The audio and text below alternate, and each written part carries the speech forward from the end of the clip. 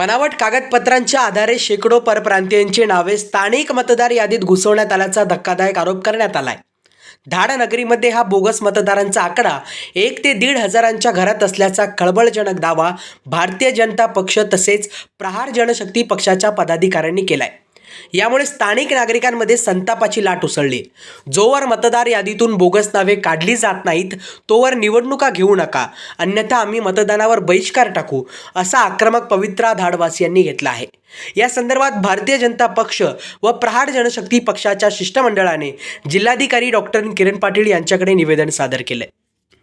आज आम्ही भारतीय जनता पार्टीचे सर्व कार्यकर्ते या ठिकाणी जिल्हाधिकारी साहेबांना निवेदन दिलेलं आहे, ज्यामध्ये बांगलादेशी रोहिंगे हे आपल्या देशामध्ये वेगवेगळ्या प्रकारे जी घुसखोरी करत आहे आणि सर्वप्रथम ते आसाममध्ये त्यांचं कुठे डॉक्युमेंट्स बनवतात, त्या आधारावर उत्तर प्रदेशमध्ये बनवतात, मुंबईला बनवतात आणि असे रूट करून ते खेड्यापाड्यांमध्ये इथपर्यंत पोहोचलेले आहे। म्हणजे त्यांनी आपली भाषासुद्धा या ठिकाणी शिकलेली आहे आणि जी आपण आता मतदार पडताळणी जी चालू होणार आहे त्यामध्ये प्रत्यक्ष त्यांच्या घरी जाऊन ते लोक त्या ठिकाणी कसे आले याची माहितीसुद्धा प्रशासनाने घेण्याची आवश्यकता आहे।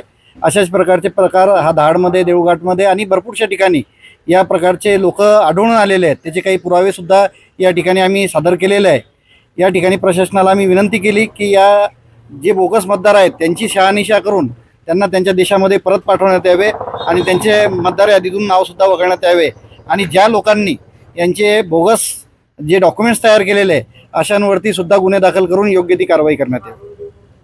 आज जिल्हाधिकारी साहेबांना भेटून आम्ही सर्वांनी मतदान यादीमध्ये बांगलादेशी रोहिंगे यांचे जे मतदान बोगस प्रकारे मतदान यादीमध्ये समाविष्ट करण्यात आलेलं आहे। धाड या ठिकाणी वास्तव्यास येऊन त्यांनी प्रथम तलाठी, ग्रामपंचायत या ठिकाणी बोगस रेकॉर्ड तयार करून त्यानुसार रेशन कार्ड मिळवलं आणि रेशन कार्ड नंतर मतदान यादीमध्ये नाव बोगसरित्या समाविष्ट केलेलं आहे। अशा प्रकारचे बरेच मतदार या धाड, देऊळघाट अशा गावांमध्ये सापडतील।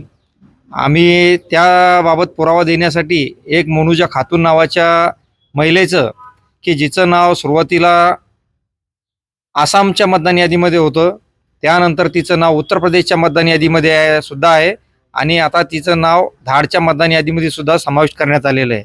असे जे बोगस मतदार आहेत या मतदारांचा शोध घेऊन त्यांचं नाव या मतदार यादीतून कमी करण्यात यावं आणि अशा मतदार यादीमध्ये जे बोगस नावे समाविष्ट करण्यात सहभागी असतील त्यांच्यावर कायदेशीर कारवाईसुद्धा करण्यात यावी अशी विनंती आम्ही